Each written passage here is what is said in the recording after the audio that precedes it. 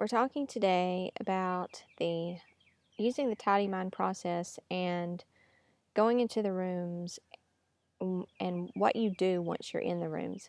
So, if you're in the Tidy Mind Club, you've been going through a process that I've been taking you through each week to be able to get to know your mind's habits, your mind's tendencies, the people who bring up the most triggers for you, all of those things. We've kind of been in a collecting data phase about our mind, trying to find out as much as we can about this mind that we call DJ and what it does and how it is first impacting our emotional state and second controlling those unwanted behaviors. And we're working throughout this month to clean up as much of the fear held within the rooms as we possibly can. So, if you want to, and also if you're not part of the Tidy Mind Club in the month of March, I encourage you to join us for April, and you can receive all the same content that everybody. We have 100 people going through it this month, and look to have another 100 join us in April. So, regardless of where you are, if you're in the club or not in the club, you can still use this information that I'm talking about today. The house is broke down into rooms. There is one functional room where your mind can hang out and be healthy and functional, and that is the mission room. There are 3 dysfunctional rooms that were created by the dysfunctional mind, or DJ, and that is the people room, the past room, and the future room. And then there are 2 rooms to help with the dysfunction, and that is the God room and the trash room. The God room is a place that I encourage you to take your DJ when it's hanging out a lot in the future room, and the trash is a place that I encourage you to take DJ to throw some things away, to let go of, to detach from when it's hanging out in the past room. There's also all types of emotions that you can have going through your body that give you clues as to which room you're hanging out in. And I will read those out to you now. The people room. So these are, if you are feeling any of these things, it could be because you are hanging out in the people room. Anger, resentment, bitterness, arguing, whether outside of your head or inside of your head, isolating, blaming, attacking, or frustrated. The past room. Sadness, depression, hopelessness, despair, shame, guilt, resentment, victim mentality, attacking, analyzing. The future room. Anxiety, worry, controlling, frustrated, rushed, pressured, scared, overwhelmed, overreacting, confused, uncertain, panicked. And then the functional room is the mission room, where you feel feelings such as excitement, happiness, passion, planning, and taking action.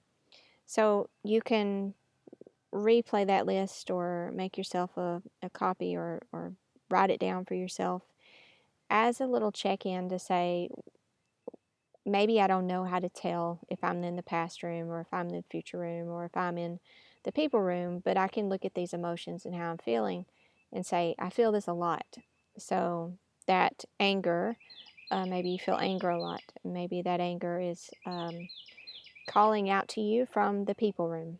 So all of this is just clues to help you find out as much information about your DJ as you possibly can. So I just finished a wonderful session with a lady, and the room that she hung out in the most was her future room. And so we started today to unpack, to tidy up that room. So you can think of this as you're the organizer and you found out that you hang out in a certain room, and you're going to go in there and you're going to check out all the boxes, all the records that play from inside of those boxes, all of the thoughts, all of the beliefs, all the fears that come up, all the what ifs, all the yeah buts. You're going to just dump it all out, sort it into boxes, and then you're going to sort through the bottom of all those boxes. So what I've had everyone to do is to basically find out what room they're going to and listen to the audio or the thoughts that are being said that pull you into that room. So if say you're feeling angry and angry fell under the people room. So say you're in the people room and you're like, okay, well, there's anger here, so I'm probably in the people room. So why am I feeling angry? Well, maybe you had, for example, I had a conversation with my husband or my ex-husband, and he accused me of blank, blank, blank, and I don't think that's fair, and I feel this and I feel that. So you would write all of that down, write everything that your DJ is saying, because it's playing this record. It could be a very old record. It could be, of course, coming from the past as well, but we're focused on the people room because you're feeling anger. So just imagine you're in the people room and you say everything, you do a mind dump and you just say everything that your mind can possibly think to say about that situation that's causing you anger. So that's the contents of the box. And then I've asked everybody to label it. Give me, like, if you had to give that song that it's playing, if you had to give it a name or a label, what would you label it? Um, I wish my ex-husband would leave me alone. I don't know. Label it something. So now you've got a label to it. Then you've found a box that needs to be worked through in your people room. And you want to tidy it up because every time you tidy up one of these boxes, it makes more room for joy in your life. It takes that anger and releases it and just frees you up to feel better and better and better. And you're not wasting all of your mental energy focused on whatever this issue is. You're able to just allow emotions to come through you, to pass through you, and to go out of you without your DJ or your mind attaching to that thing and then making you suffer over that thing for hours, for days, for weeks, who knows how long, however long it wants to chew on it. So there you are. You found a box. You've dumped it all out. You've dumped out all the contents onto the floor. You've labeled it, and you see what's going on in there. So again, we're just taking an assessment, and then we want to start to unpack that. And this is what we call the deeper work. What we're looking for is the basic core fear at the bottom of the box. Why did this make you so angry? And a lot of times, DJ has an answer. Oh, well, it made me angry because they shouldn't do this and they shouldn't do that. And, there's this surface explanation of why it made you angry. But when you start to dig deeper, what you find is an aspect of yourself, a much younger DJ, that is extremely threatened by what has happened, because it reminds it of something else that it used to see as a threat when it was younger. And so DJ responds either with fight or flight. I'm going to attack that person, or I'm going to attack you for being involved with that person, or I'm going to panic and make a big deal and overreact and get all overwhelmed and stress you out over it. So, our DJs, our minds have different reactions to things, and that's something else you can learn about yourself. Like, how do I react? Like, how does my DJ or my mind react to things when they come up? Does it attack them? Does it turn on me and attack me? This is your fault. You should have done something differently, whatever that it is. So we're looking for the very basic core fear. So anyway, back to my story about I was having a session with a lady, and her her something that was pulling her into the future room and causing anxiety for her was the audio or the record that we labeled, how am I going to take care of the kids? So she has parents who are still living that have adopted children, and they're in their 60s, and she's thinking, well, if they pass, how will I take care of the kids? So basically we worked our way through that. That was the surface. That was what her logical DJ said was the problem, said was the reason that she felt what she felt. So we dumped it all out and we worked it all the way back, and what we found inside of her future room was a 7-year-old aspect of DJ, a 7-year-old DJ.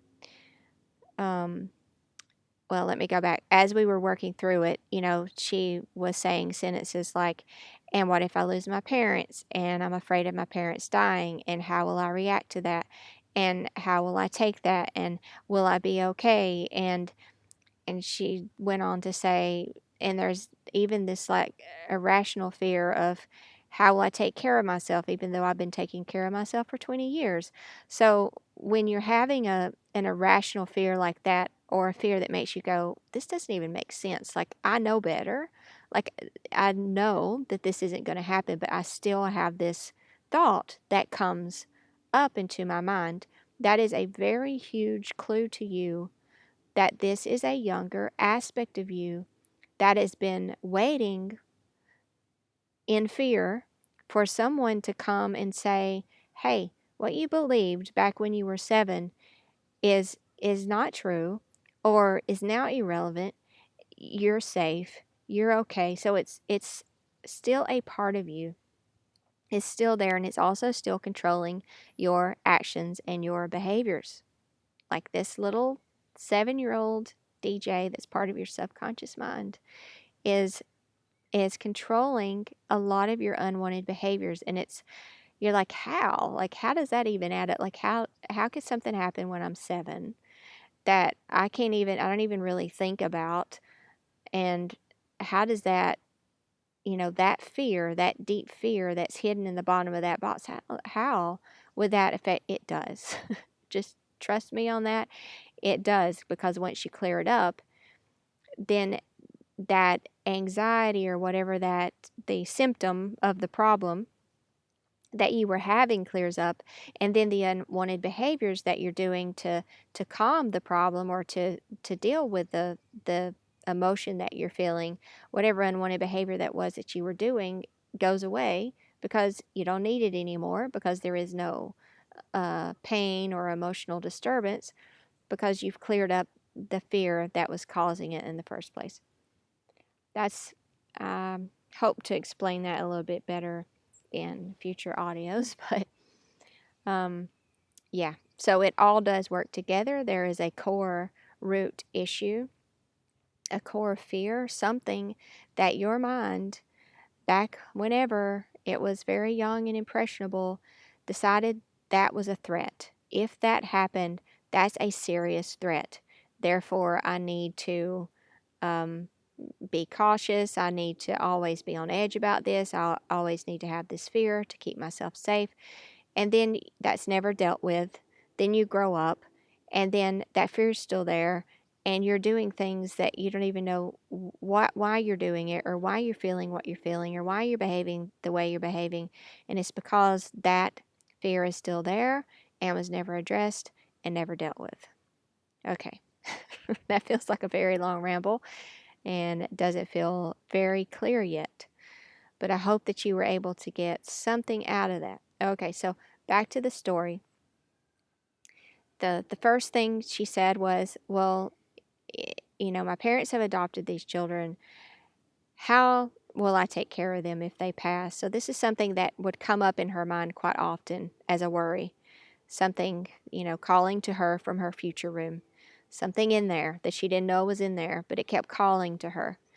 And so all of the sentences were like little clues, like a trail that we followed until we found the part of her that was in that future room that actually needed help, that was screaming out, bringing this to our attention over and over and over. And it was it was very incredible how it unfolded. But so it started out with, and we labeled the box, "How will I take care of the kids?" Then she went on to have sentences that took us to, "I'm afraid of losing my parents." Then we got to a point in it when I asked the question, "Did you have that fear when you were young?" She says yes. She watched the movie Annie. Annie was the orphan. This client also had some beliefs about herself that no one would want her anyway. So if she lost her parents, then therefore she was like in big trouble. Like who would take her?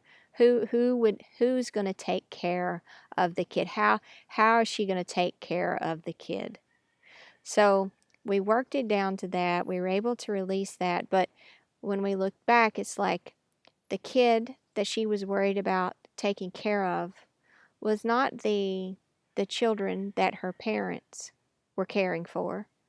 It was her own self as an orphan. So these children being orphaned in her now life by her parents, if they passed, that's what triggered this deeper um, this deeper fear in her that was never handled, was never resolved, and it kept screaming at her.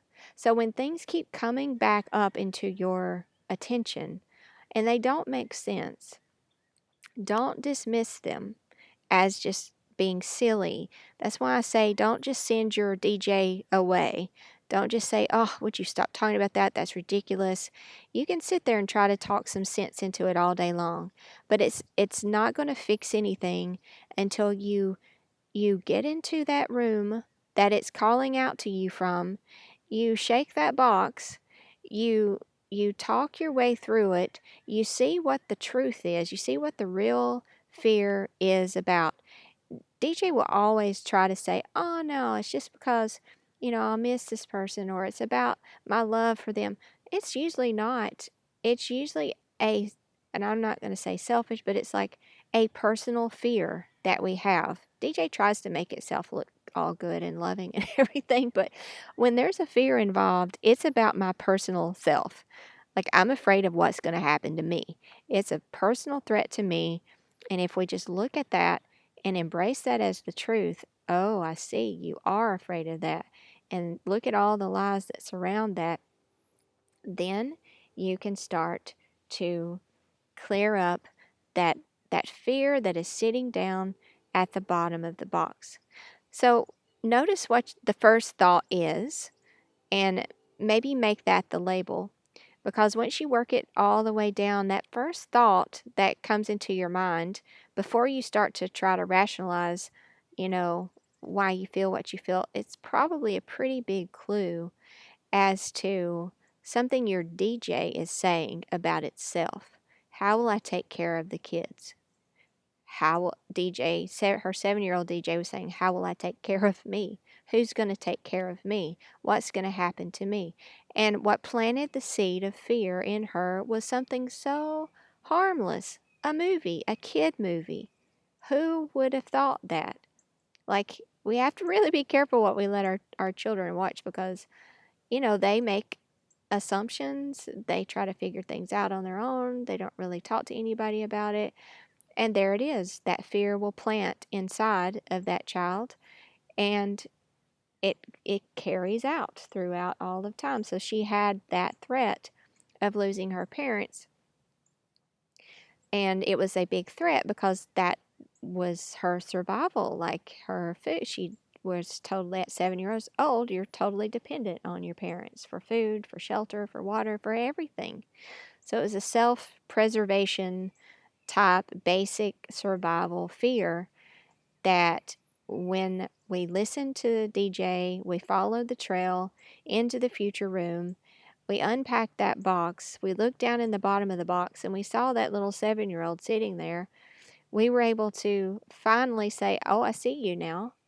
And now I want to help you calm you of this fear." So the way that we did that was to have her as her adult. We did a visualization and had her as her adult self to be able to look at this child and say, I am here for you now. You will never be separated from me.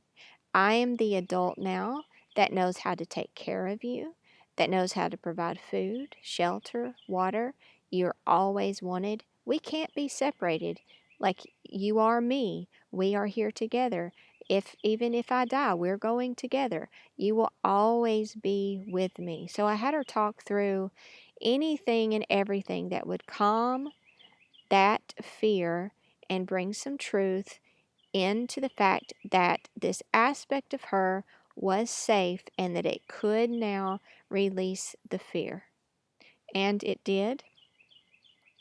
And if you are working through any of this on your own, just know that it's emotional and you may not know why you're crying so much. This is your 7-year-old crying, or this is whatever age aspect of yourself that you find in that room hanging out that's been yelling at you and trying to get you to come in there and to help it and crying out for help. You're finally there.